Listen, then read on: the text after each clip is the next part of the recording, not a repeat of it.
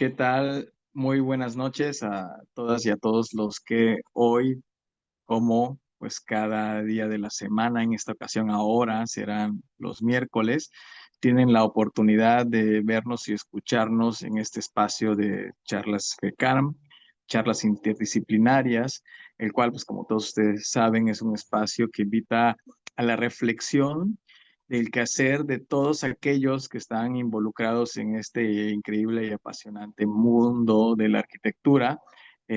Como saben, esta charla es un esfuerzo entre la Federación y Acinea. Y bueno, por tal motivo, hoy, aunque es la primera del año, pero como hasta hace el año pasado, nos acompaña Jackie Tapia, quien es vicepresidenta académica de Acinea y gran amiga. Jackie, buenas noches, ¿cómo estás?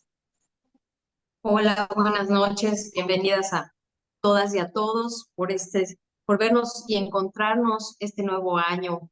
Reciban nuestros mejores deseos también desde ACINEA. Somos la Asociación de Instituciones de Enseñanza de la República Mexicana, Enseñanza de la Arquitectura, donde coincidimos alrededor de 112 instituciones, entre universidades públicas, privadas, del Sistema Tecnológico Nacional, precisamente traer a la mesa las buenas prácticas, esta práctica profesional a nivel global, como incide en el territorio nacional y lo que siempre enfatizamos, generar estos espacios de aprendizaje continuo, nuestra disciplina que es tan orgánica, dinámica, generar estos diálogos de reflexión y constante retroalimentación que son sumamente valiosos, traer los trabajos desde la academia y cómo nos vinculamos también para la formación de mejores generaciones de profesionales de la arquitectura. Pues nos da muchísimo gusto iniciar este año, aparte de manteles largos. Además, también aprovechamos la oportunidad de felicitar a la nueva directiva del Consejo de la Federación de Colegios de Arquitectos Mexicanos, ahora encabezada por el arquitecto Miguel Sosa, y donde también forma parte este maravilloso equipo, del arquitecto Rubén Flores, de Katy Aspe y de todo el consejo directivo, sumando y contribuyendo también a continuar ese gran trabajo que realizó la arquitecta Victoria Rodríguez Mosqueda, que también es directiva de CINEA. Entonces, estamos de manteles largos. Y para dar paso, pues también hoy invitamos por parte de nuestra asociación a la doctora Abril Pérez Villera, quien ella fue directiva, también directora de arquitectura de la Universidad Intercontinental de UIC, en zona metropolitana Acinea. Bienvenida. Hola, buenas noches. Muchas gracias, Jackie. Gracias por parte de Acinea y de FECAM por invitarme a participar en esta primera sesión del año. Buenas noches, ¿qué tal, Abril? Buenas noches. Si gustas ahora, bueno, hablarnos un poco de nuestro invitado y que también él se presente. Perfecto. Bueno, pues les voy a presentar. Tengo el honor de leer una breve semblanza del arquitecto Francisco González Pulido, que es nuestro primer invitado, quien es un arquitecto orgullosamente mexicano, reconocido por su enfoque que integra el arte, la ciencia y también la tecnología. Él es graduado del Tecnológico de Monterrey, pero también de la Universidad de Harvard. Su trayectoria internacional se consolidó como parte de la firma Murphy Jan en Chicago, en donde colaboró con Helmut Jahn desde 1999. En 2009 se convirtió en socio y en 2012 asumió el liderazgo como presidente, momento en el que la firma adoptó el nombre Jahn. Durante este periodo participó en proyectos, emblemáticos como Beer Towers en Las Vegas y el aeropuerto de San Bernabéu, en Bangkok. Yo creo que ahorita el arquitecto me ayudará a decir mejor todos los nombres. En 2017 fundó FGP Atelier, una firma con la que ha desarrollado obras de alto impacto, incluyendo el estadio Alfredo Harp Elú en la Ciudad de México, la Casa de Bolsa en Shanghái y más recientemente la Torre Guan Guangzhou International Cultural Center en China. Su portafolio incluye más de 150 proyectos a nivel global, distinguiéndose por un enfoque innovador de funcionalidad, eficiencia energética y la integración de tecnología avanzada en la arquitectura. Ha sido galardonado con el Premio Versalles en el 2004 con el Aeropuerto Internacional Felipe Ángeles.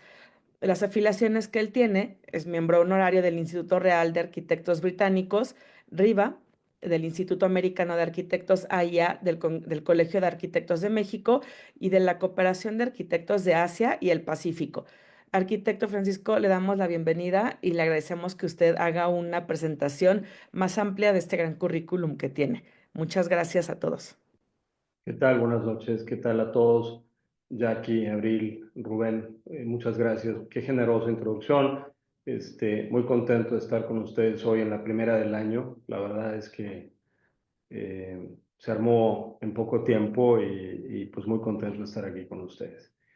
Y bueno, les platico un poquito, creo que Abril lo resume muy bien, pero yo tengo 30 años en esta profesión, tengo casi 24 en Estados Unidos. Empecé con una práctica independiente en México que evolucionó a una práctica de diseño y construcción y que eventualmente me lleva a Estados Unidos a integrarme y asociarme con el arquitecto alemán Helmut Jahn, que desafortunadamente nos dejó hace 3 años, falleció.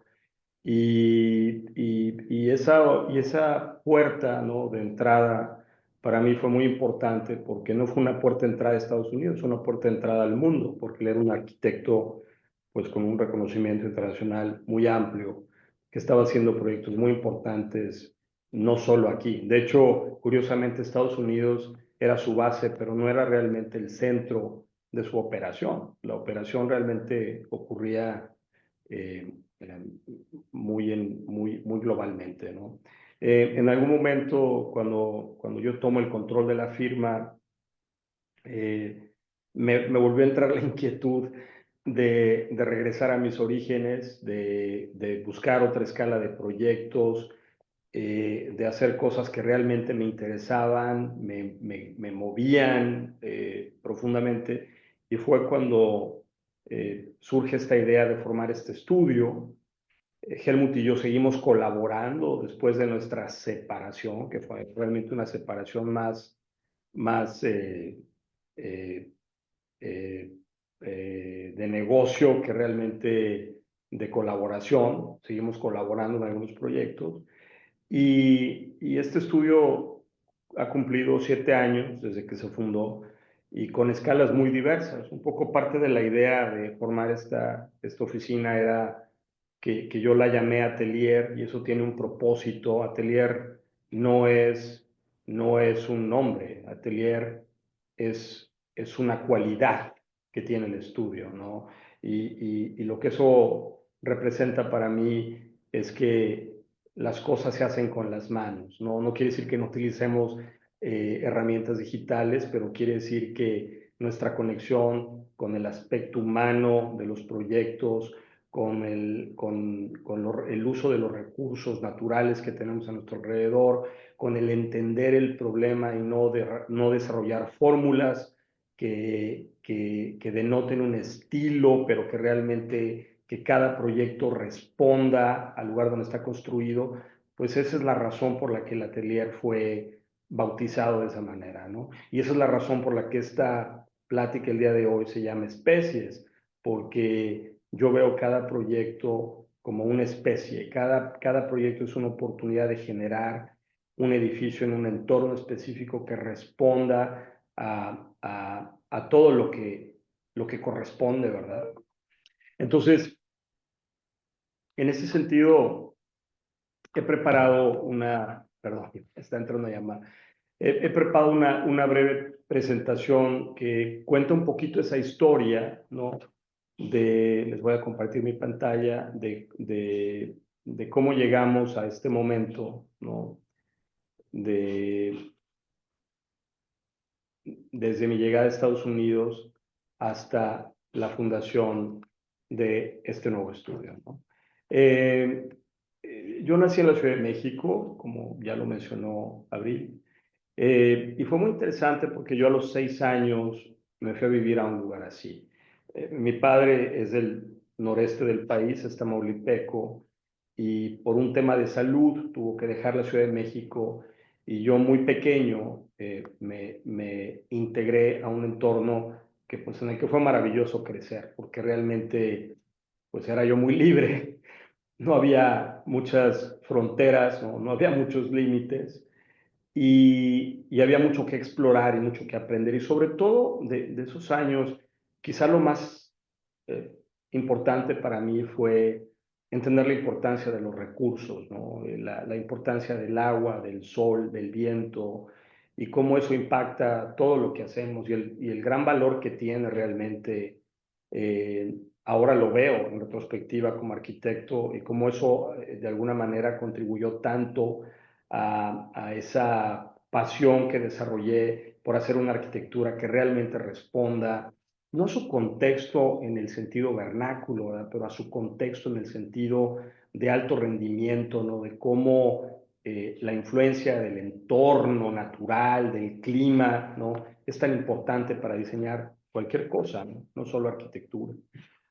Las primeras cosas que me inspiraron realmente y que empecé a hacer antes de graduarme fueron estructuras como estas, en donde pues era una obra industrial, pero que yo la encontraba pues muy hermosa porque había que ser muy consciente en el manejo de los presupuestos, de los recursos, de cómo construirlo.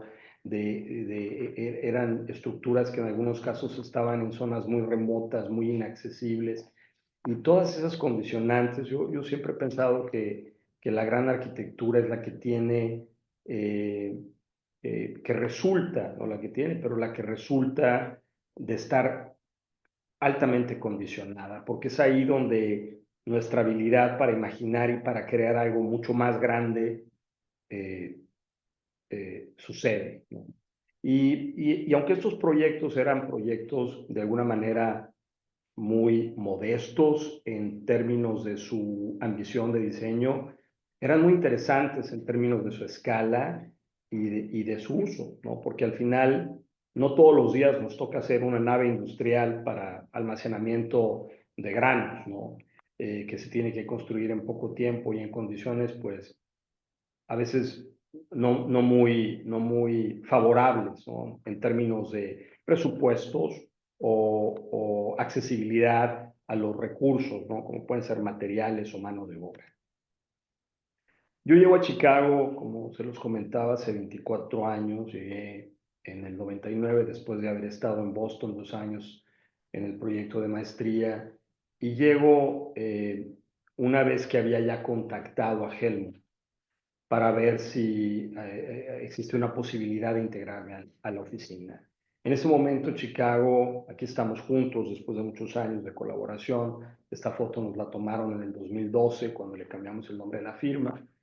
Y en el momento en el que yo llegué, él estaba pasando por un momento muy interesante en donde estaba reinventando la práctica, porque él venía de una época muy postmoderna en donde el énfasis del diseño había estado muy enfocado en la forma. Fue una época, vamos a decir, en Estados Unidos, particularmente sus proyectos en Nueva York, en donde pues había grandes presupuestos, algo de exceso, mucho glamour, ¿no? Y cuando llego yo a la oficina, eso se había acabado y él estaba en un proceso de, de reinventarse, de qué era lo que seguía, ¿no? Y para mí, yo considero que fui muy afortunado porque llegué en un momento, y creo que esa es la razón por la que nuestra relación evolucionó tan rápido y tan bonito, porque yo llegué pensando de una manera en la que resultó muy conveniente para lo que él estaba pensando en ese momento también. Y entonces hubo una verdadera fusión, aun cuando, bueno, nuestra diferencia de edades era de 30, exactamente de 30 años. Eh, Él era un hombre que se mantenía muy actual, siempre al límite, ¿no? Y encontramos puntos de convergencia que pues, nos llevaron a trabajar, a colaborar 18 años en proyectos, pues, al menos en 4 continentes.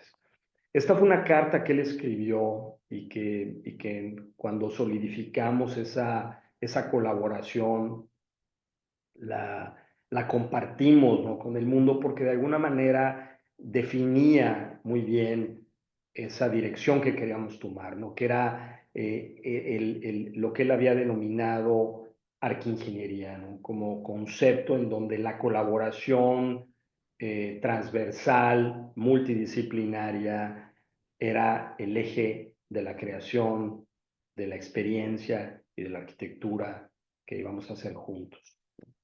Estos son algunos de los ejemplos de los proyectos que hicimos en esos años, en diferentes escalas. Este es un dormitorio en el campus que diseñó Miss Van der Rohe aquí para la universidad, el Instituto de Illinois de Tecnología de la ciudad. Fue un concurso, de hecho, y fueron proyectos que de alguna manera tenían una actitud muy tecnológica y que trataban realmente de crear condiciones únicas de experiencia en los contextos en donde estábamos planteándolos, ¿no? En donde, más allá de una arquitectura que hablara de un estilo, estábamos realmente explorando mucho a través de la tecnología, de lo que encontrábamos en ese lugar donde estábamos diseñando y construyendo, cómo construir y cómo responder a eso de una forma diferente. Este es un proyecto en Suiza, es un laboratorio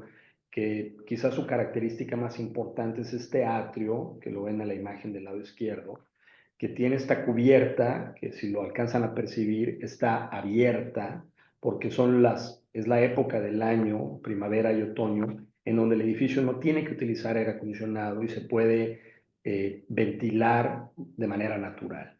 Entonces, de alguna manera, la ambición de los proyectos en ese momento estaba muy enfocada en cómo hacer una arquitectura inmaterial, una arquitectura prácticamente invisible si fuera posible, pero no solamente desde el punto de vista físico, pero también de sistemas, ¿no? En donde todo eso que lo acondiciona, que lo soporta, que lo mantiene confortable, sea cada vez más invisible, cueste menos y más eficiente. Este fue el primer proyecto que hicimos juntos en China. Es la torre, la tercera de izquierda a derecha, la más alta en la imagen.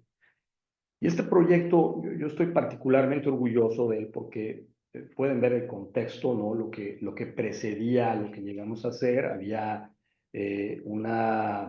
pues era un contexto muy distinto, ¿no? Que por muchos años se había mantenido inmóvil, ¿no? Y que repentinamente se habían desarrollado estos grandes planes maestros para la integración de estos grandes estructuras que empezaban a transformar sustancialmente la ciudad.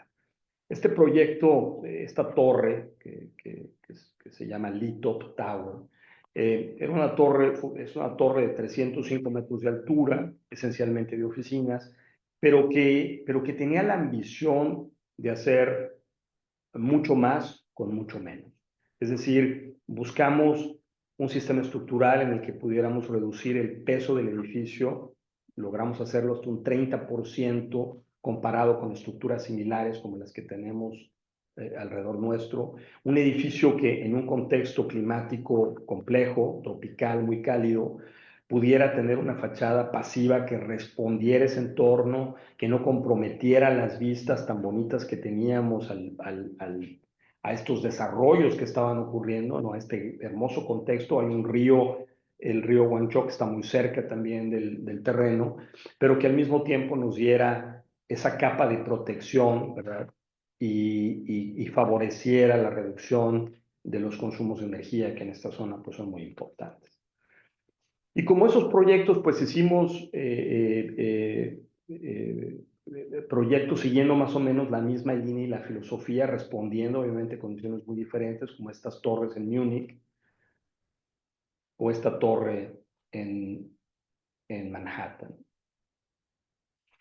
Parte de la gran experiencia de trabajar juntos fue entrar a un territorio que a mí, que realmente tengo que decirlo con total franqueza, una de las razones por las que quería yo trabajar con él era porque él fue el arquitecto de United Terminal en Chicago, la Terminal 1 del aeropuerto O'Hare.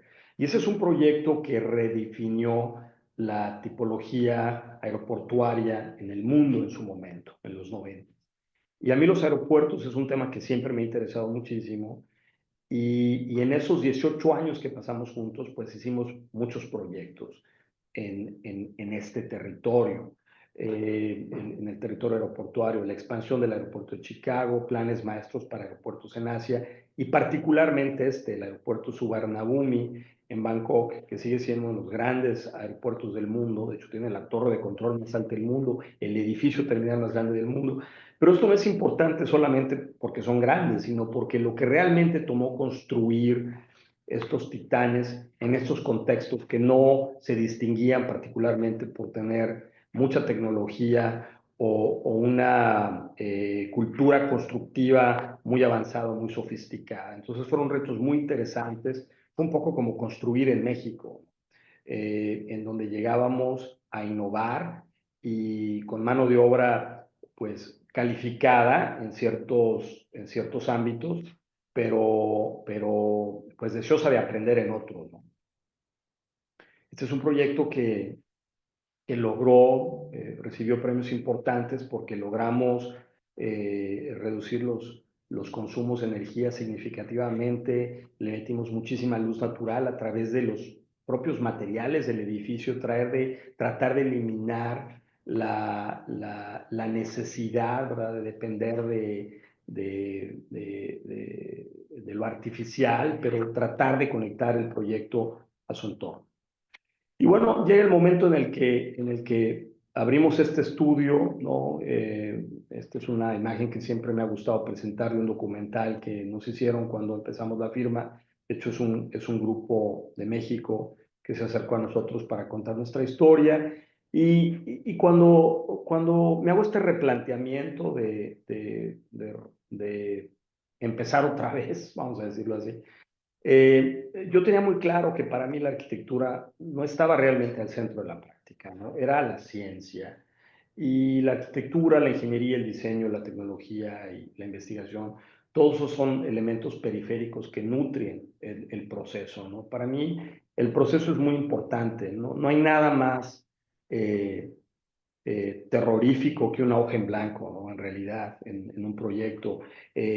Esa siempre para mí es muy fuerte enfrentarme al nuevo proyecto, ¿no? Y creer que vamos a innovar otra vez, que vamos a crear algo que tiene sentido, que va a tener impacto, que va a tener una influencia positiva, ¿no? en la mente de la gente, porque al final la arquitectura no la diseñamos para que funcione nada más, la diseñamos para que nos emocione, para que nos haga pensar. Y de alguna manera me parecía muy restrictivo pensar que la arquitectura tendría que ser el centro de la arquitectura, ¿no? Y es por eso que me parece que poner a la ciencia al centro de mi trabajo enriquece más mi proceso creativo y lo nutre de una forma, pues, eh, mucho más profunda. Mi proceso es bastante, vamos a llamarlo, combinado, ¿no? En términos de, me gusta seguir utilizando el papel, el lápiz, hacer maquetas manualmente, que igual utilizamos la tecnología. Y para mí, bocetar es realmente no diseñar, es realmente pensar. Yo trabajo mucho en mi mente. Antes de sentarme a dibujar el proceso, yo tengo que lograr experimentar el edificio en mi cabeza antes de dibujar. Necesito asegurarme que esa experiencia que yo quiero que todos tengan, yo estoy de acuerdo con ella. Yo podría vivir ahí, yo podría sentirme feliz en un lugar como el que estoy imaginándome para otros, ¿no? Yo creo que esa imposición de esas ideas de diseño en uno mismo es una responsabilidad del arquitecto antes de imponérselas a los demás. Entonces, ese proceso de diseño, pues para mí es muy importante y utilizo muchas herramientas, ¿no? Desde el iPad hasta el papel, literalmente, ¿no? El carbón, o sea, cualquier medio me sirve en ese proceso, ¿no?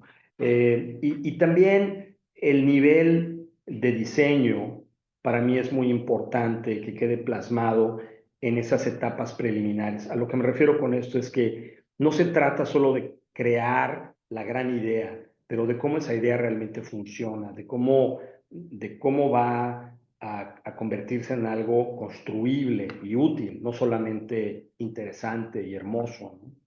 Y como pueden ver en algunos de estos bocetos, hay una tenacidad de resolver los problemas, que eso es realmente parte de mi trabajo, de la esencia de mi trabajo, está en el DNA de la oficina. O sea, se habla mucho de estas colaboraciones transdisciplinarias, pero yo les puedo decir que yo tengo 25 años colaborando de esa manera, ¿no? Para nosotros no es marketing, no es una forma de convencer al cliente de que sabemos hacer un proyecto. Yo realmente trato de acercarme a resolver el problema desde todos sus ángulos técnicos antes de que llegue a las manos de los ingenieros. Y en ese sentido, yo he descubierto en mi trabajo que hay 14 principios que de alguna manera aparecen, no todos, en todos los proyectos, pero de alguna manera unos más, otros menos, incluso en mayor o menor grado cada uno de ellos, en todos los proyectos que hacemos, ¿no? Y estos son, de alguna manera, criterios que ya están en mi cabeza, que forman parte de mi vocabulario al diseñar, ¿no? En donde esa integración de sistemas, por ejemplo, como en este caso, pasivos o monomaterialidad en los proyectos, sistemas dinámicos, la ciudad como un campus, esas son cosas que ya forman realmente parte. Ese es el lenguaje arquitectónico que a mí me interesa. A mí no me interesa que se me reconozca porque mis edificios todos son diagonales o curvos, o sea, no, a mí lo que me interesa es que se reconozca, no a mí, sino al trabajo que hacemos, porque estos principios aparecen, porque finalmente solamente con ese nivel de consistencia y compromiso en cada proyecto vamos a lograr realmente que hacer una arquitectura con significado, ¿no? Si no, se convierte simplemente en un objeto hermoso y eso, pues, al menos para mí, no es mi objetivo como arquitecto. El tema de la ligereza, esto que yo le llamo lightness, está muy presente en el trabajo porque este es un compromiso que yo he hecho con la idea de utilizar cada vez menos de todo, ¿no? Menos agua, menos acero, menos concreto, menos de todo, porque finalmente la energía embebida en la fabricación de las cosas es muy alta y tenemos muy poco control, ¿no? La selección de los materiales es un tema muy importante en mi trabajo, ¿no? No es utilizar lo que tenemos, es utilizar lo que debemos, ¿sí? Y eso tiene mucho que ver con los contextos presupuestarios o culturales o de los entornos en los que trabajamos, ¿no? El tema de una práctica digital sí es importante, ¿no? ¿Y cuál es el rol de la cultura digital en la arquitectura? Pues eso es algo que cada vez más tenemos que tener en cuenta. Pero yo sí tengo una gran preocupación de cómo esto, ¿no?, nos está esclavizando y nos está deshumanizando, nos está desconectando. Yo creo que hay una razón por la que somos seres humanos, que es lo que nos conecta con nosotros mismos, y no es esto, ¿no? Y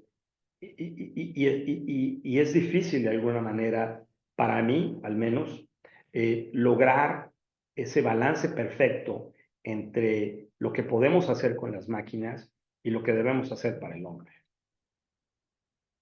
Yo sí veo al edificio como un kit de partes. Esto es algo esencial para mí por el tema, por lo que mencionaba hace un momento. Sí me gusta tener como un control absoluto del proyecto, entender realmente cuántos tornillos voy a requerir para hacer algo, ¿no? Como en el caso de esta imagen.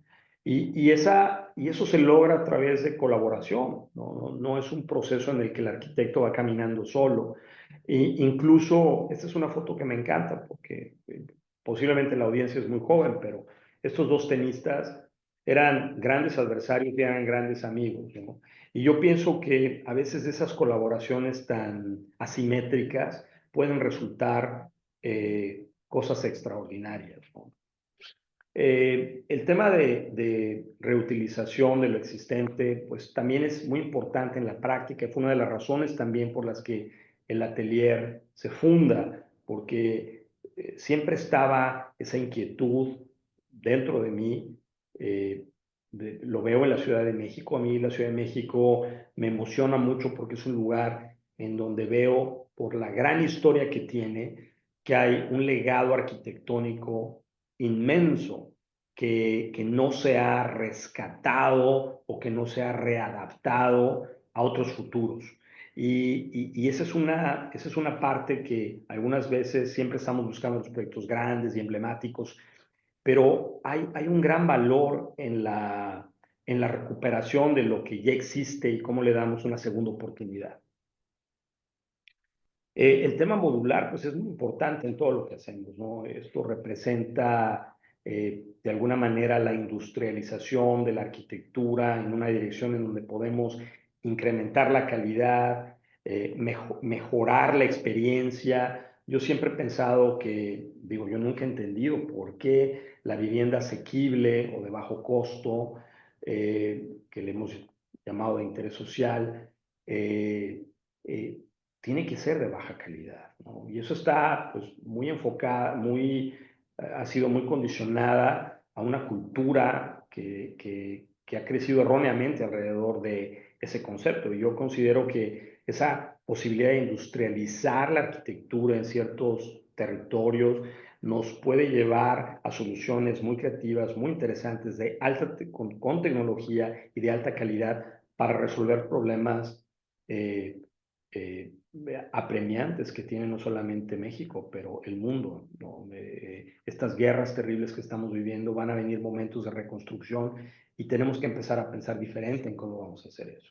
Ese es un dibujo que me regaló mi hijo hace muchos años y lo guardé siempre con mucho cariño porque en ese momento le gustaban los ninjas, era el Día del Padre, como pueden ver ahí, y él puso el ninja de la energía arriba de todos los demás. Y se me hizo como algo muy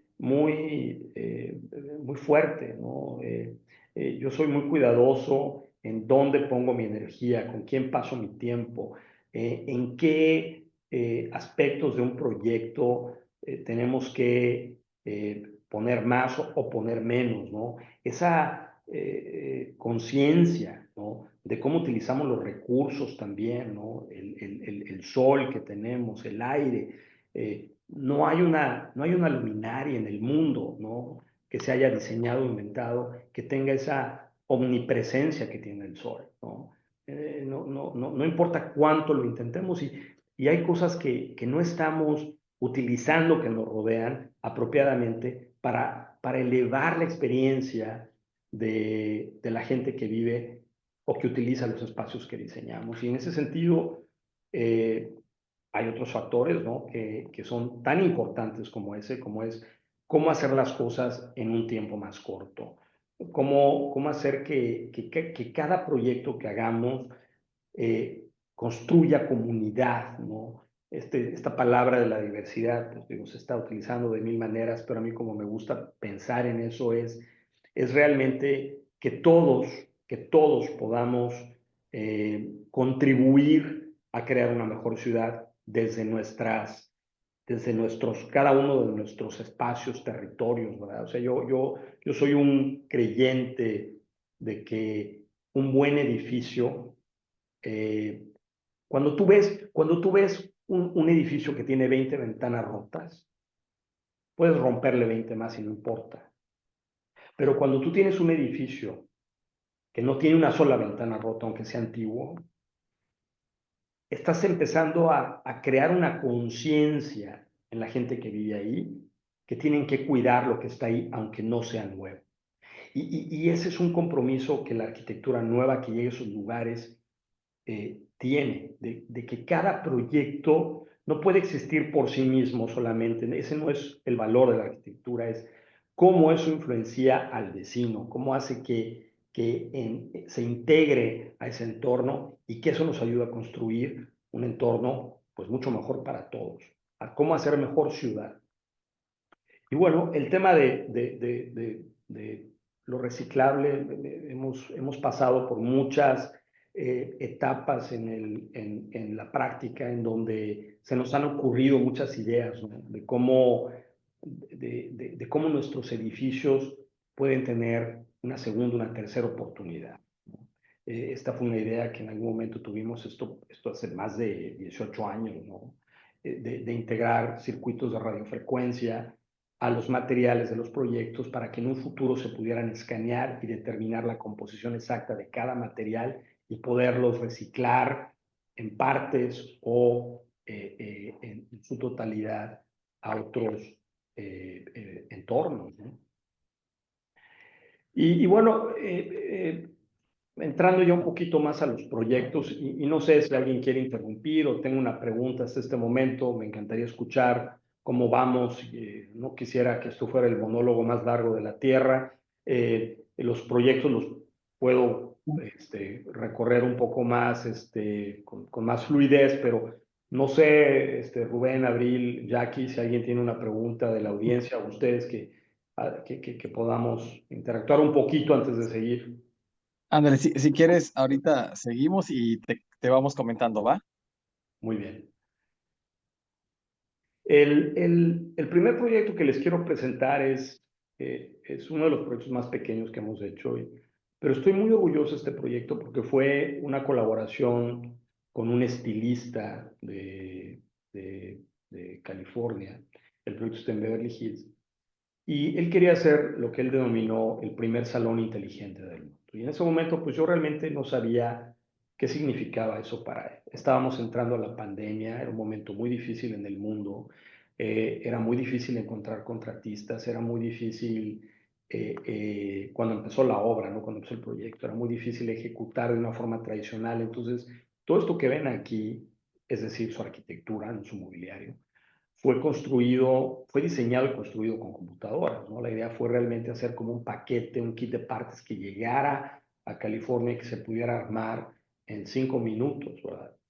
Y el proyecto tuvimos la suerte de que hubiera empresas como Amazon que se interesaron en el desarrollo de este prototipo y quisieron formar parte de esta historia con pequeñas contribuciones, ¿no? Una de ellas, la que nos hizo Amazon, fue esta iluminación dinámica, inteligente, que de alguna manera se convirtió en uno de los elementos quizá pues más divertidos del proyecto, ¿no? En donde tú podías pedirle a cada una de estas nubes que les llamamos que te diera un tipo de iluminación muy específica en una cierta época del año o en un contexto climático o geográfico muy específico, y entonces la iluminación se iba adaptando.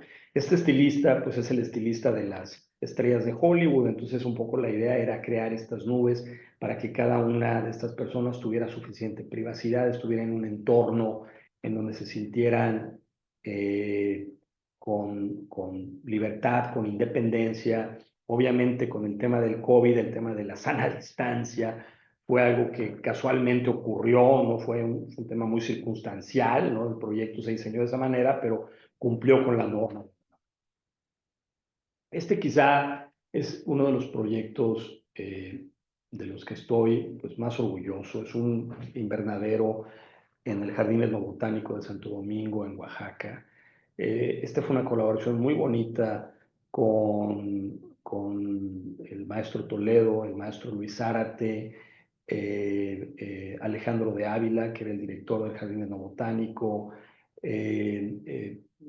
Werner Sobeck, uno de mis ingenieros alemanes más queridos, un gran amigo, un gran colaborador. Tenemos más de 30 años de trabajar en colaboración. Matías Schuller desde el punto de vista energético, y este pequeño pabellón que está en este contexto hermoso, que fue, los jardines fueron diseñados por el maestro Luis Zárate, el gran artista oaxaqueño. Este es un pabellón, como lo pueden ver en esta imagen, yo traté de ubicarlo lo más alejado posible a la gran iglesia de Santo Domingo, ¿no? Al convento, y para que no fuera disruptivo desde el punto de vista visual o de imagen, pero que cumpliera su propósito, que era el de crecer orquídeas que necesitaban condiciones de temperatura y humedad muy específicas. El resultado, pues, sí, francamente fue muy extraordinario desde el punto de vista de su rendimiento, porque es un proyecto que integra conceptos de geotermia, de enfriamiento por evaporación. Durante su construcción tuvimos un par de sismos, no hemos tenido una sola eventualidad de cristales rotos o de cables fracturados, nada. O sea, es un edificio que se construyó al límite, y cuando hablo de al límite, los factores de seguridad que utilizamos para el cálculo de estructura no fueron los de Comisión Federal de Electricidad de la Ciudad de México, fueron realmente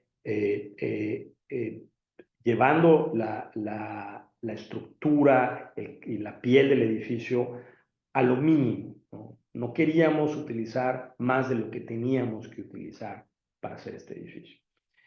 Aquí viene un diagrama de cómo funciona. El edificio tiene una turbina enterrada en la parte posterior, tiene un serpentín de tubos que están enterrados a 9 metros de profundidad, que tomamos el aire del exterior a través de esta turbina, lo recirculamos en el subsuelo. La temperatura del suelo a cierta profundidad es la misma en todo el mundo, entonces logramos enfriar el aire de manera relativamente natural, ¿verdad? O sea, propulsado por la turbina, y luego lo inyectamos a las cámaras a temperaturas increíblemente bajas, considerando el contexto en el que está el proyecto. Yo no quería utilizar aire acondicionado, yo no quería utilizar sistemas mecánicos para acondicionar térmicamente el edificio. Quería que todo fuera realmente lo más sostenible posible, y es un círculo virtuoso perfecto este edificio. Colectamos el agua de lluvia, por eso es que la escalera tiene esta rejilla Irving, y ven las pendientes que tienen las dos cámaras.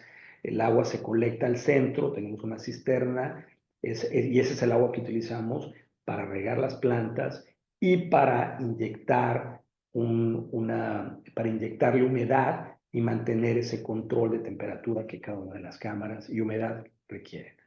Aquí ven en la imagen de la izquierda cómo el sistema de evaporación por enfriamiento está activado, por eso se ve así esa nube, ¿no?, dentro de la cámara. Y como pueden ver, el edificio en la imagen del lado derecho está construido realmente con una gran delicadeza, ¿no? O sea, yo veo este edificio, para mí es un edificio muy sensual realmente, porque está construido al límite, ¿no? Donde hay sistemas que tienen 2 o 3 funciones, ¿no? Como este manguete vertical que soporta parte de la estructura de la cubierta, que soporta el cristal y que de alguna manera también le da este ritmo tan interesante a su fachada. Aquí pueden ver algunos de los detalles del proyecto. Yo la verdad es que soy bastante, pues, la razón también por la que hice esta colaboración con Helmut fue porque yo tenía una gran admiración a la ingeniería alemana, y los proyectos que hicimos juntos en Alemania, pues son verdaderas máquinas, son proyectos en donde el último detalle está pensado, está diseñado, está controlado por el arquitecto, y eso es pues parte está en el DNA de la oficina, ¿no? En donde no hay un solo detalle que se deja en manos de alguien más, ¿no? Tenemos que estar todos convencidos de que es el mejor camino, que es el más eficiente, que es el ideal para el proyecto. Este es un proyecto que hicimos en Tokio, el proyecto es muy grande, pero me estoy enfocando solamente en esta cubierta. Es una estación, es el acceso a una estación de tren, la estación Marinucci. Por aquí pasan 40,000 personas por hora, y tiene pues un componente comercial en 2 niveles. Y la idea, quizá lo más interesante de este proyecto, más que el edificio comercial, es esta estructura que de alguna manera tiene una semejanza con las velas de los veleros. Y no solamente buscábamos esa relación estética, pero constructiva, lo que yo llamo la estética de lo construido, ¿no? Que es cómo exportar un sistema constructivo de una vela de barco a una cubierta en un espacio urbano como este, ¿no? Y cómo lograr una estructura completamente plana. Ustedes saben que las lunarias tienden a ser estas parábolas hiperbólicas y yo no quería hacer una estructura así, yo quería hacer una estructura absolutamente plana que que dependiendo de cómo la luz la toque, se exprese de maneras distintas, ¿no? Como pueden ver aquí, cuando el sol está exactamente arriba de ella, empezamos a ver las sombras de estas placas y cables que están entretejidos en el textil y que le dan pues esa forma plana tan estricta, tan rigurosa que pues yo quería lograr. Otra vez regresando al tema de los detalles, pues somos bastante intensos, ¿no? En que las cosas pues tienen que ejecutarse, conectarse y fabricarse con absoluta precisión, que no es fácil en todos los contextos, ¿verdad? Este es uno de los proyectos más bonitos porque no por el resultado plástico, sino por la colaboración. Esto fue una colaboración entre 3 oficinas de arquitectura. El arquitecto Norman Foster hizo las torres que ven del lado derecho, el arquitecto Libeskind hizo el centro comercial que está al centro.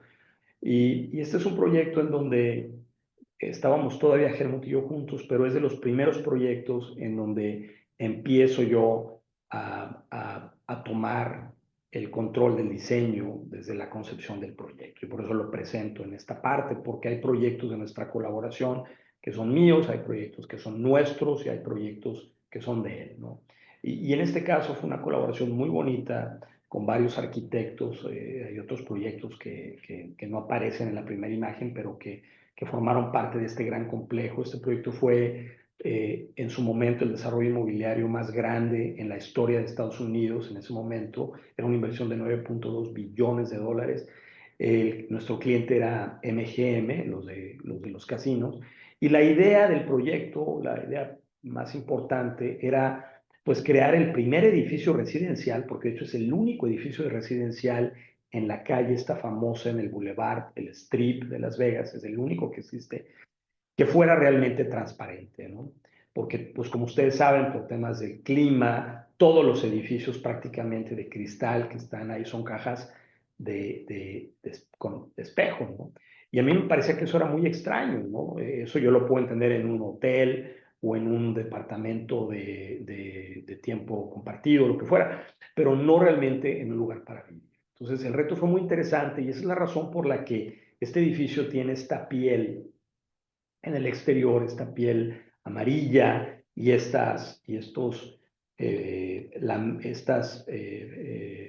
parasoles que de alguna manera evitan que el interior se sobrecaliente tanto, ¿no? Que la radiación del sol penetre y que se incrementen los consumos de aire acondicionado, pero que al mismo tiempo refleje, antes de que ese calor entre al edificio, lo refleje, eh, y por consecuencia, ¿verdad? El edificio se haga mucho más eficiente desde el punto de vista de su consumo. Algo que es muy interesante es que este patrón que pareciera, el patrón amarillo, que pareciera que es como muy aleatorio y muy artístico, pero realmente no es así. O sea, por la inclinación que tiene el edificio, que es de 5 grados, como pueden ver, las torres se inclinan 5 grados en direcciones opuestas. Esa inclinación hacía que cada 6 niveles, como pueden ver, estas líneas verticales amarillas, cada 6 niveles cambian, ¿no? Cambian y cambian de posición. Eso quiere decir que en los primeros niveles lo que está cubierto en amarillo es una zona que requiere privacidad, como un baño, una recámara. Pero como las torres están inclinadas, pues la configuración de planeación, ¿no? El layout, ¿no? de cada departamento se iba recorriendo y eso hace que el patrón se recorra también y como consecuencia de eso se creó esta imagen pues tan artística que parecería como la piel de un animal, pero que en realidad es absolutamente científico, ¿no? La expresión de esto tiene que estar directamente conectada con el uso del espacio en su interior.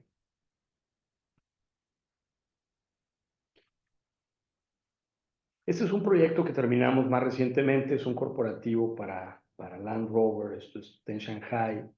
El cliente quería un proyecto pues muy clásico, muy atemporal, de líneas muy limpias, pero que tuviera una imagen eh, que, que, que le diera que tuviera una imagen fuerte al mismo tiempo, ¿no? Y ese es un proyecto en el que pues, yo le hago un homenaje realmente a Mies van der Rohe, ¿no? O sea, tiene esa composición, ¿no? Muy moderna, clásica, ¿verdad?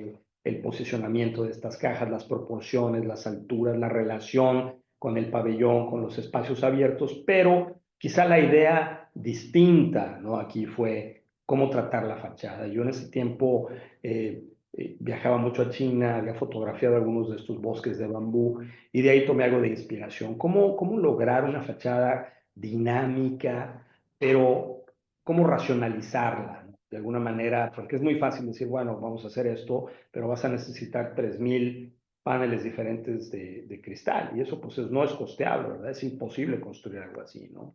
A menos que tengas un presupuesto ilimitado, que no era el caso, no era mi caso.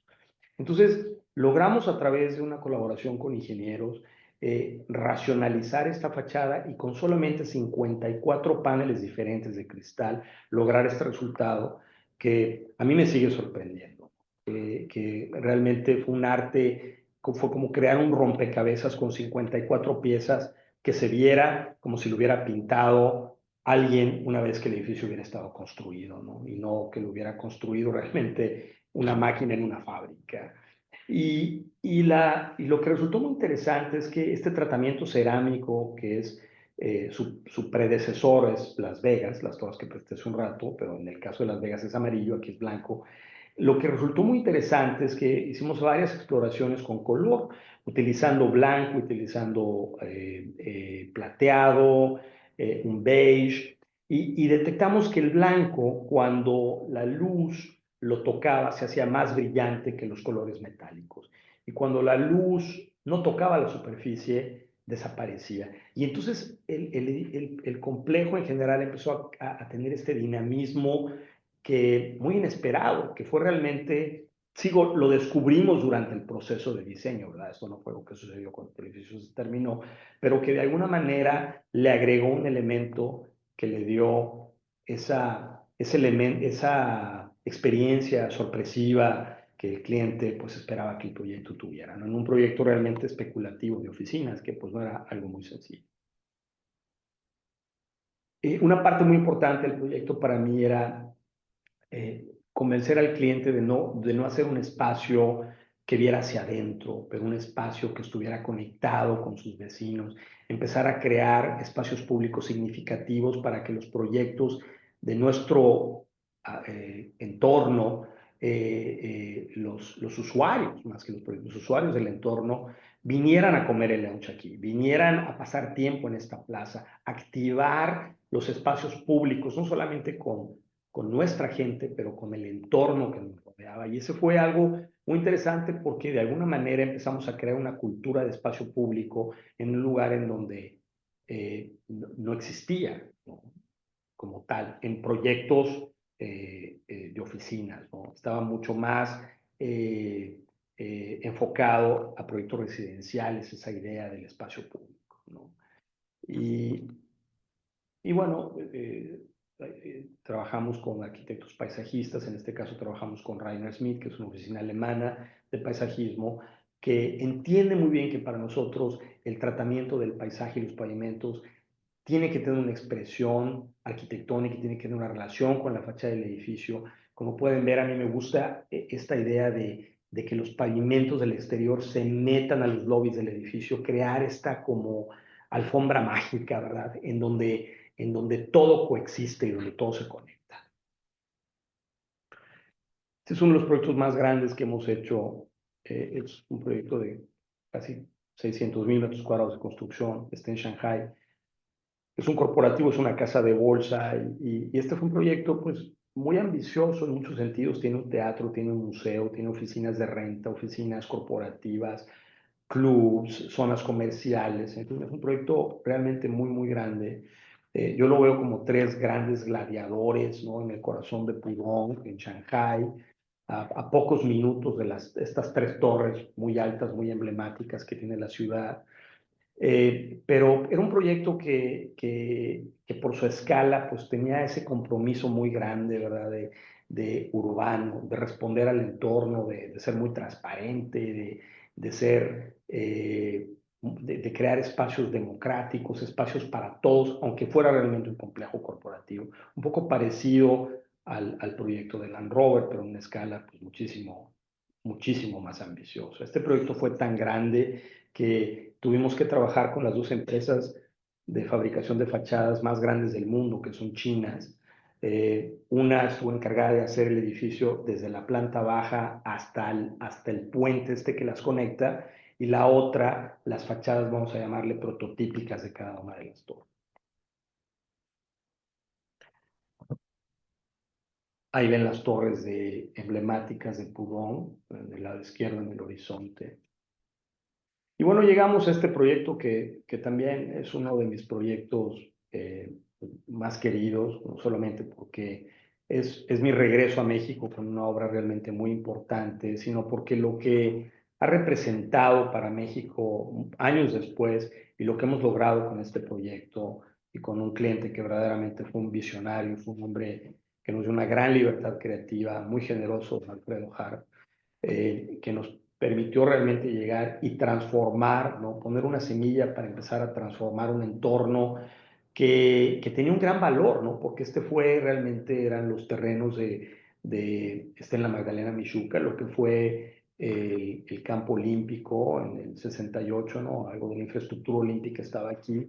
Teníamos la pista de Fórmula 1 a los de nosotros. Había una gran energía en este lugar cuando llegamos, que era, pues nos conflictuaba porque íbamos a tener que desplazar algo de esas funciones para poderle dar lugar a esta nueva obra, ¿no?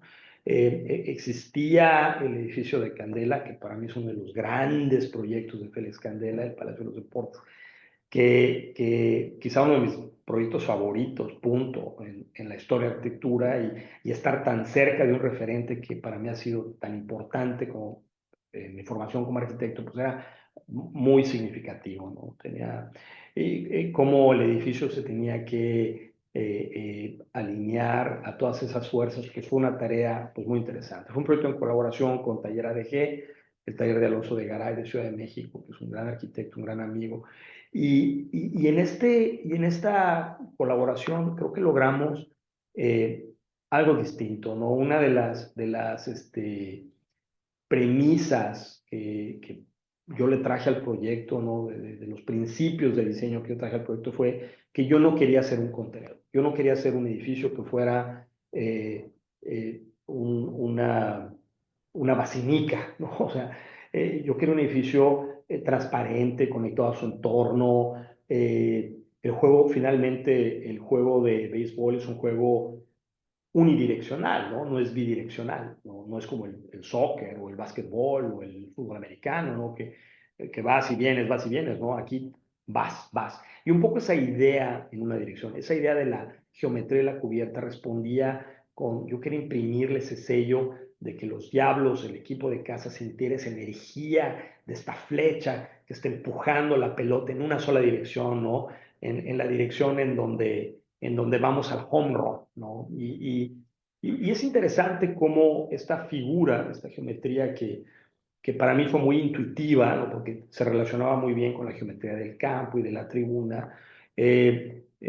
No fui yo realmente, ni fue Alonso, el cliente vio este tridente del diablo, ¿no? Y bueno, son los diablos rojos del México, y vieron esta figura sugerida a través de esta geometría. Esto fue algo realmente que no pensamos, tengo que decirlo, pero que interesante, le vino muy bien al proyecto, porque el edificio no solamente ha respondido muy bien a su uso y ha incrementado sustancialmente la afición al deporte, pero se ha convertido en parte de la marca del equipo también. Y una de las ideas más fuertes que tuvo este proyecto fue esta idea de cómo hacer una obra tan importante, tan significativa en su escala, como un kit de partes, ¿no? Esa idea, otra vez regresando a los 14 principios de la práctica, ¿no? De modularidad, prefabricación, reciclaje, utilizar los materiales que tenemos en el entorno, en fin. Muchos de esos principios realmente aparecieron en este proyecto y creo que al final ya han pasado varios años, podemos decir que el edificio sigue respondiendo muy bien a esas ideas que originalmente nos planteamos y al uso que, es decir, la capacidad de los espacios han respondido realmente a los usuarios muy bien. Hay una relación muy buena entre la escala del edificio y la experiencia del béisbol. El proyecto es interesante como estas trapecios, ¿no? de piedra tan sólidos con la luz que emana de su interior en la noche se hacen muy transparentes, se desmaterializan de alguna manera. Cada uno de estos trapecios tiene volúmenes de cristal en su interior en donde hay museos, oficinas, en fin, un programa muy diverso, pero que durante el día pues pareciera que fuera realmente pues una obra pues con toques prácticamente prehispánicos, no muy sólida, pero lo que queríamos lograr era una arquitectura que tuviera un nivel técnico muy sofisticado, utilizando materiales pues casi vernáculos, en el caso de la base del edificio, como lo pueden ver aquí. Mucha prefabricación, mucha modularidad. Estos fueron herramientas clave, ¿no? Para poder realizar el proyecto en tiempo. Y fue muy bonito, estas son imágenes del día de la inauguración. Fue muy bonito ver cómo la escala de los espacios que nos planteamos, el comportamiento, ¿no? de la gente en estos espacios, su interacción, la fiesta realmente que se crea cuando llegas a este edificio en un evento como este, que pues la repasamos en nuestra mente, la imaginamos con mucha ambición, vamos a decir. Cuando llegamos a este día, pues se materializó casi como lo habíamos imaginado. Fue increíble ver esto lleno. A los Juegos de los Diablos, antes de este estadio, llegaban 2,000, 3,000 personas. Este día llegaron 20,000 personas, una cosa impresionante el día de la inauguración y ver que es un edificio que tiene un cierto nivel de intimidad, en donde tu aproximación a la pelota, a los jugadores, al juego, es tal que te sientes parte de él, que no estás tan lejos de él, pero al mismo tiempo al tener este recorrido 360 grados que tiene, pues le da una experiencia muy diferente a este proyecto, una experiencia que no tiene ningún otro estadio realmente en el mundo. La construcción fue muy compleja, tuvimos que utilizar una grúa inmensa que era capaz de levantar 3,000 toneladas de golpe y fue pues, una tarea muy difícil, ¿no? La realización de este proyecto. Pero hubo momentos como este en donde ver una estructura de 650 toneladas en el aire, como si fuera una pluma, aterrizando en estos trapecios y empezar a posicionarse y conectarse con las columnas, fueron realmente momentos que, pues, inolvidables, ¿no? Muy, muy significativos para todos. Yo recuerdo don Alfredo vino al primer izaje de la estructura. Era una emoción tremenda la que sentíamos todos de ver que finalmente este sueño, ¿no? de hacer una obra de una envergadura y de una complejidad tan grande en México era posible. Aquí pueden ver el posicionamiento de las estructuras en las columnas. Y bueno, el proyecto se ha convertido en parte, ¿no? Me parece, de los grandes espacios públicos que tiene la Ciudad de México, quizá por la distancia que tiene con el centro de la ciudad y con las zonas quizá más peatonales de la Ciudad de México, no es tan accesible, pero me parece que en el tiempo va a seguir teniendo una influencia muy positiva en su entorno y ojalá se convierta también en parte de la historia urbana, de una nueva historia urbana de una zona que requiere mucha atención y mucho más compromiso que el que ha tenido. Y bueno, ya para terminar un poquito, les quiero presentar muy rápidamente algunos de los proyectos que tenemos en el escritorio. Este es un plan maestro para una exposición mundial en Medio Oriente. Mi acercamiento a la solución fue muy paisajístico. Yo, en lugar de hacer una plataforma, como sucede en las expos, y poner un montón de pabellones, yo empecé a pensar en cómo de alguna manera intervenir el territorio para crear una experiencia mucho más humana, mucho más conectada con la historia del lugar, con su geografía. Es interesante cuando escarbas el desierto, empiezas a encontrar agua, ¿no? Hay mantos acuíferos en Riyadh y empieza a crecer la naturaleza, ¿no? Y eso empieza a crear condiciones muy diferentes para la arquitectura que puedes crear ahí, simplemente excavando el territorio, ¿no? Entonces, este es un proyecto que busca esa conexión con lo natural, pero claro, parte de la idea no era solamente hacer el plan maestro o de la misión, pero era también el diseño de algunos de los edificios, como los pabellones reales, los pabellones del reino, crear espacios públicos pues significativos, porque finalmente, como ustedes saben, una exposición mundial pues es un evento al que llegan millones de personas, que tiene un impacto muy importante, en donde se presentan innovaciones culturales, tecnológicas. Entonces tenemos que crear escenarios propios para que todo eso suceda en un contexto pues, que hable del país en donde esto está sucediendo, ¿no?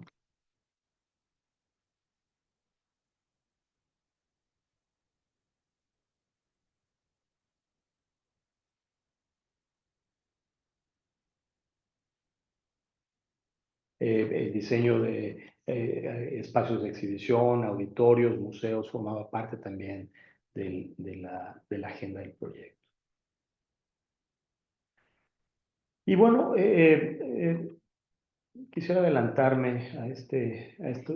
Finalmente ya les quiero presentar en la vida de un arquitecto pues lo que desafortunadamente, al menos en mi práctica y en mi experiencia, eh, no lo ganas todo, ¿no? Ganas una pequeña parte de lo que concursas o de lo que diseñas, no lo construyes todo, desafortunadamente. Es una profesión que está influenciada por tantas fuerzas, ¿no? Condicionada de alguna manera por tantos factores que no todo se realiza. Pero para mí cada concurso es una oportunidad para investigar, para enriquecer nuestro vocabulario, para aprender nuevas técnicas, para entender otras culturas o entornos. Y esto que les voy a presentar ahorita son lo que yo he denominado mis trágicos segundos lugares en concursos, ¿no? Esta fue una sala de conciertos en honor a Beethoven en Bonn. Este fue un corporativo, una torre, bueno, no era una torre, un edificio corporativo en Chongqing, en China, una mezquita en Dubái, el pabellón de Estados Unidos en la Exposición Mundial de Osaka, que viene ahora en 2025, una escuela de música para la Universidad de Northwestern aquí en Chicago, una escuela en África, un edificio de investigación, una especie como de incubadora en Abu Dhabi. Este edificio muy interesante porque era un edificio que tenía muchas partes movibles, ¿no? Era un poco esa idea de cómo hacer un edificio en el desierto, que dependiendo de la hora del año, la fachada respondiera de forma dinámica y se adaptara a la orientación del sol y nos protegiera, pero al mismo tiempo nos ayudara a utilizar algo de esa energía en las superficies y transformarla en energía para el edificio. Este es un plan maestro para un complejo de condominios, hoteles, oficinas y comercial en las afueras de Arabia Saudita. Este es un concurso que acabamos de quedar en segundo lugar también para la expansión del aeropuerto de Stuttgart. un proyecto muy interesante porque había un componente muy amplio de reutilización de edificios existentes y de integración de edificios nuevos. Algunos concursos que hicimos. El último de la derecha, que es en Nanjing Tower, no lo perdimos, lo ganamos, era una torre de 400 metros de altura en Nanjing.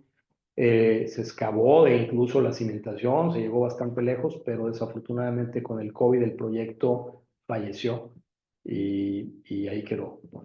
Entonces, bueno, pues es parte de la historia de hacer, como decía Rubén, ¿no? De esta profesión maravillosa que trae muchas satisfacciones, pero que también duele mucho a veces, ¿no? Este fue un proyecto para el Tecnológico de Monterrey, un laboratorio de nanotecnología que también llegamos al desarrollo del proyecto y por temas de presupuesto no se logró. Un instituto culinario en Puebla. Y aquí, bueno, aquí empezamos en un capítulo un poquito más positivo ya para cerrar. Este lo tenemos ahorita en construcción en Mazatlán. Es un proyecto muy, muy grande, probablemente de los más grandes ahorita en México en construcción. Acaba de recibir un premio, un reconocimiento importante a uno de los 10 proyectos más importantes de desarrollo inmobiliario de México. Tiene condominios, tiene un hotel, tiene una zona comercial, está en la bahía de Mazatlán. Y algunos concursos, que estos son confidenciales, estamos diseñando una ciudad compacta de 1 millón de metros cuadrados, con todos sus edificios. Esto tiene escuelas, tiene dormitorios, tiene gimnasios, tiene oficina, tiene todo, ¿verdad? Aquí se puede vivir y trabajar. Y este es un concurso bueno, ganamos, pero que estamos todavía en conversaciones para su realización con nuestro cliente. Es un edificio de condominios. Y esta es una exploración interesante, es un proyecto en el que estamos participando también como parte del equipo de desarrollo inmobiliario para un prototipo muy innovador de lo que le llamamos condominios comerciales en Estados Unidos, en donde son áreas en las que puedes vivir y trabajar, ¿no?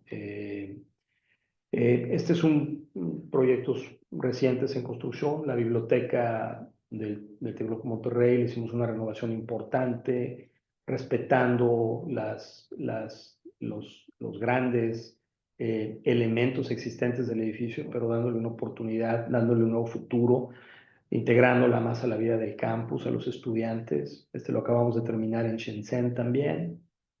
Y de los concursos, pues de repente suceden cosas muy afortunadas. Este fue un concurso en el que fuimos invitados con otros 6 arquitectos internacionales. Afortunadamente lo ganamos, lo ven en del lado izquierdo, y pues la construcción va muy avanzada, va muy bien.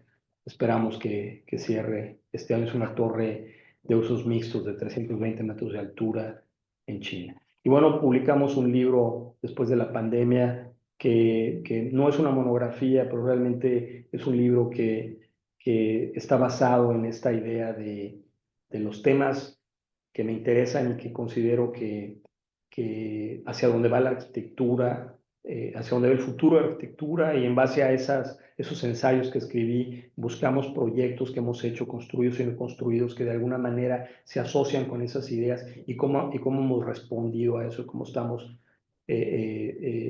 pensando que nuestra arquitectura va a evolucionar a esos otros futuros, ¿no? Entonces, bueno, ahí pueden encontrar un poco más de nuestra historia. Pues les agradezco muchísimo, Rubén, Abril, Jackie y a todos los que nos acompañaron hoy por estar conmigo. Y bueno, abro la sesión para preguntas y respuestas, ¿no?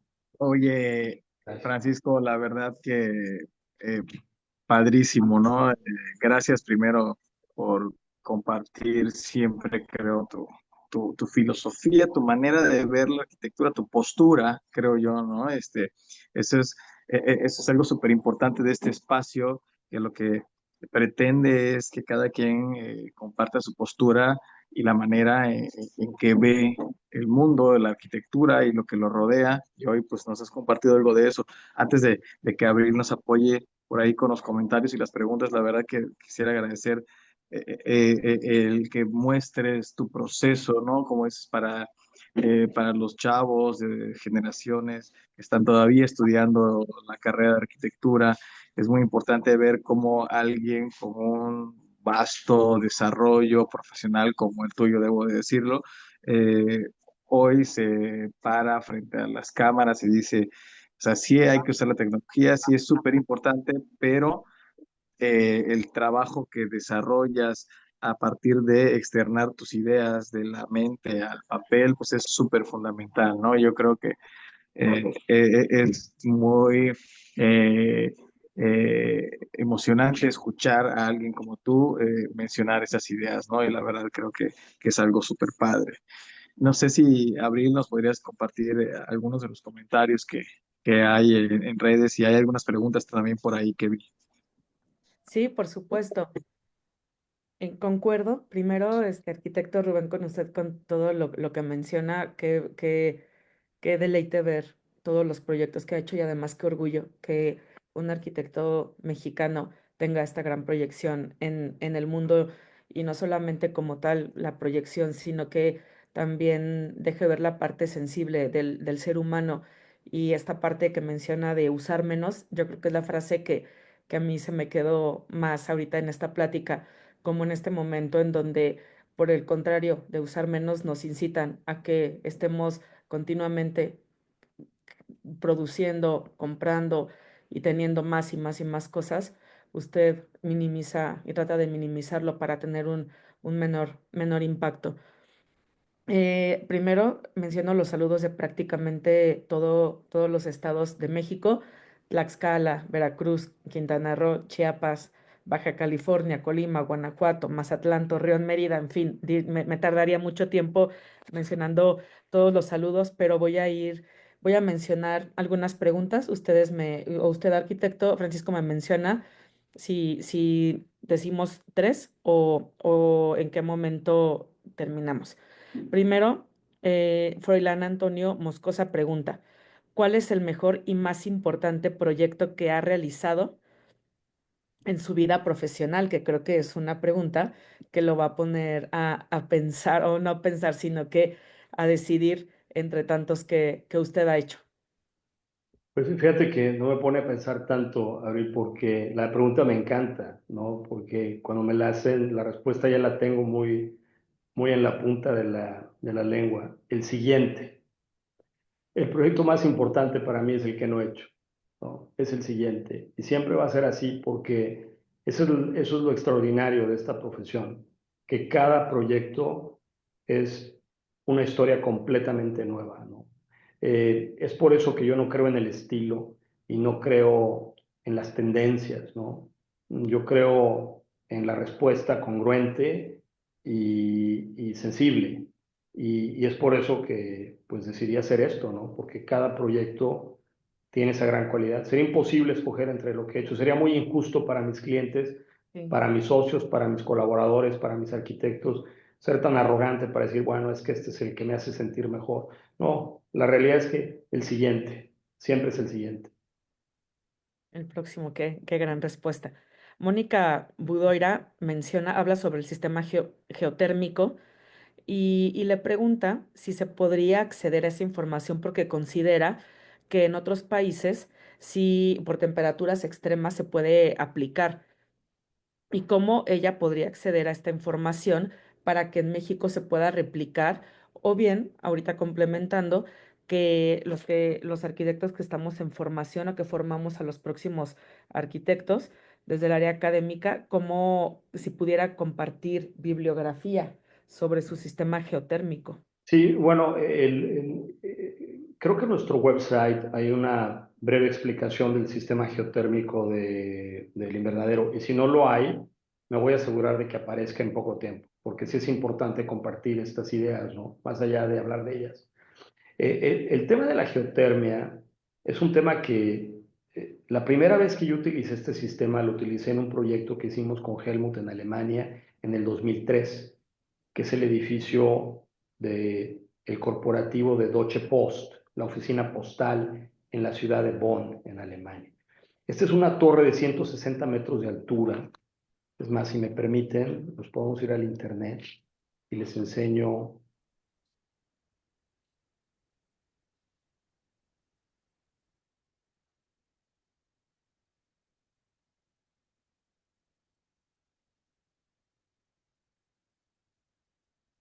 Esta es la torre, sí, espero que lo puedan ver más o menos bien. No, solo tendrías que dejar de compartir, creo, tu pantalla y para compartirnos te da la búsqueda. Ándale. Espérame, déjame. Ah, sí, perdón. Gracias, Rob. Mira, este es el edificio, ¿sí? Y este es un proyecto que fue muy importante, aquí lo ven, que fue muy importante porque marcó, este es un proyecto que se convirtió en un caso de estudio de sistemas inteligentes para edificios de alto rendimiento. Y hay mucha bibliografía sobre este proyecto y si quiere ella aprender más de sistemas de geotermia, este es un gran punto para empezar. Este proyecto, de hecho, empieza en paralelo con el jardín, con el proyecto del invernadero, porque el proyecto del invernadero nos tomó 12 años recaudar los fondos para poder construirlo, aunque fue un proyecto muy pequeñito, pero pues era dinero de donaciones y nos llegaba muy poco. Estos proyectos empezaron prácticamente al mismo tiempo, pero no se construyeron al mismo tiempo. Esta torre se construyó en 2 años, el jardín de botánico se construyó en 12 por temas de presupuesto. Pero esta torre utiliza geotermia y lo que hacemos aquí es que tenemos el río Rin a un lado y hicimos una negociación con el gobierno de la ciudad de poder utilizar el río. Lo que hacemos nosotros es utilizar el agua del río, la metemos a los sótanos, ¿sí? Recirculamos el agua en serpentines en el subsuelo, enfriamos el agua y luego la inyectamos al edificio en el perímetro. Todo el perímetro de esta torre tiene tubos, una serie de tubos de agua caliente y de agua fría. Y con el agua fría enfriada de manera natural del río, es como generamos el aire acondicionado que utiliza la torre, ¿sí? Tenemos una serie de ventiladores en el perímetro que empujan el aire hacia el interior, pero realmente la fuente de energía fría viene del agua del río que tenemos a un costado. Y el agua, para el agua caliente, lo que hacemos es lo mismo, tenemos una tubería, pero es así, utilizando la misma agua del río, pero en este caso calentándola, ahí sí no utilizamos el subsuelo, es un sistema más tradicional de calentamiento, corremos agua caliente en el perímetro del edificio y de la misma manera generamos calefacción en los meses en los que es requerido. La realidad es que el concepto de geotermia funciona mejor en climas más templados o que en climas tan extremos. Esa es la realidad, ¿no? Pero en el caso de Oaxaca, como en un edificio pequeño, pues fue posible realmente lograr ese resultado, porque al enfriar este aire y subirlo muy rápidamente a un edificio pequeño, pues es muy fácil enfriarlo. Si imaginamos que esto fuera una torre, pues es mucho más complicado, ¿no? O sea, hay una pérdida de energía conforme vamos subiendo, ¿no? Que en este caso, por ejemplo, no la tenemos porque las temperaturas del entorno son un poco más moderadas. Pero este es un gran ejemplo, no solamente de temas de geotermia, pero de arquitectura dinámica, que este edificio, por ejemplo, se convirtió en el primer edificio que logró reducir los consumos energéticos en un 45% en Alemania. O sea, el mejor edificio o el más responsable en ese momento que ya existía en Alemania, así construido con toda la mejor tecnología, con los mejores equipos, no había logrado una reducción significativa. Llegó este edificio a desbancar esa cultura de apoyarnos en los sistemas que todos conocemos y empezar a pensar un poco diferente, porque la energía en Europa pues es muy cara.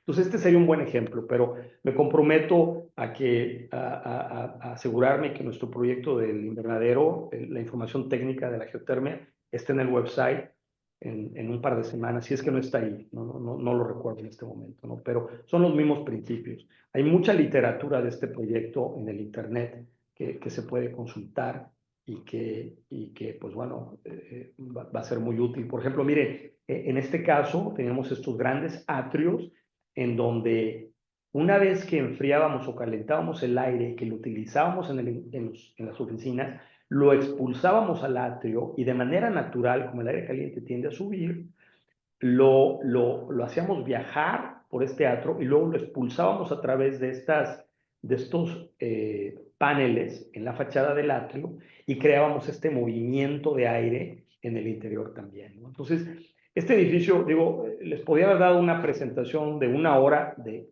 este edificio nada más. Hay temas fascinantes en este proyecto que poco se conocen, de hecho, ¿no?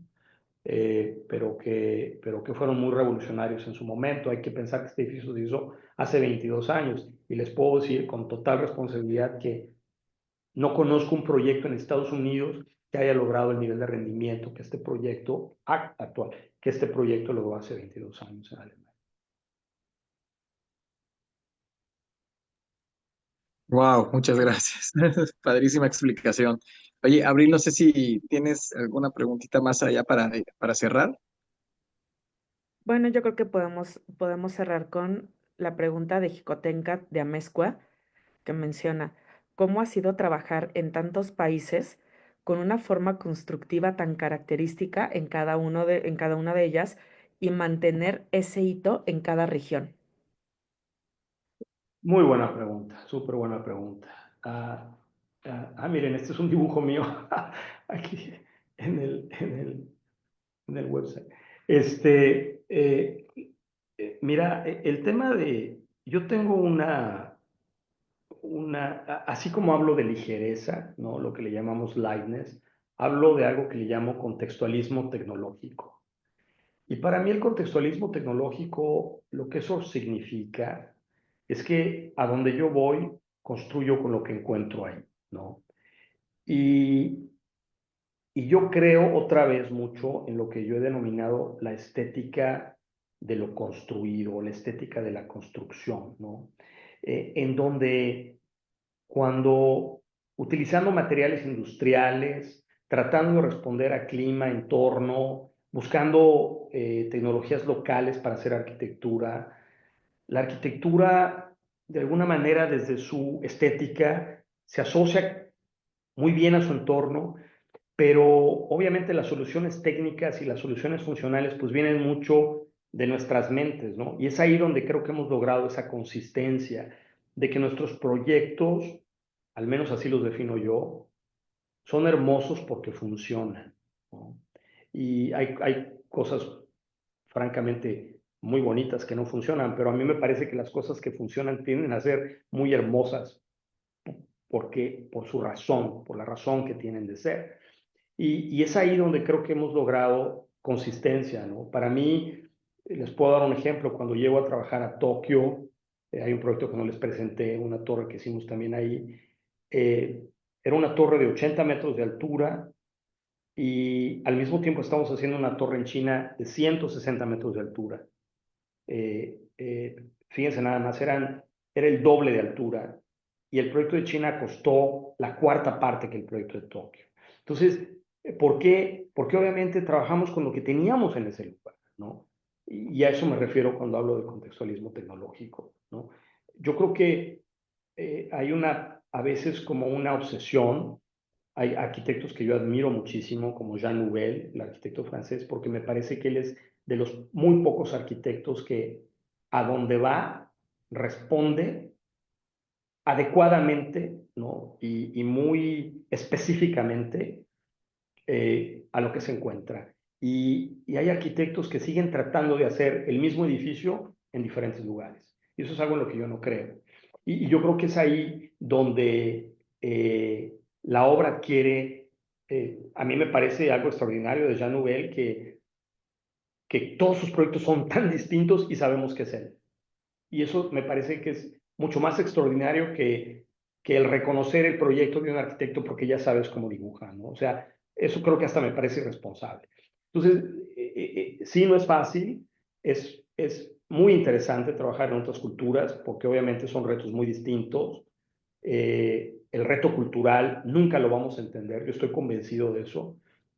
Por más que estudiemos o leamos, siempre necesitamos un socio, o al menos yo, así me siento, un socio en los lugares a donde voy para poder responder adecuadamente a los retos que ese lugar me da, me presenta. Muchas Gracias. gracias. Oye, no sé si quieras agregar algo más, Abril. Bueno, solamente las felicitaciones que le dan en la página, en los comentarios de Facebook y digo nuevamente pues todos los saludos de prácticamente toda la República.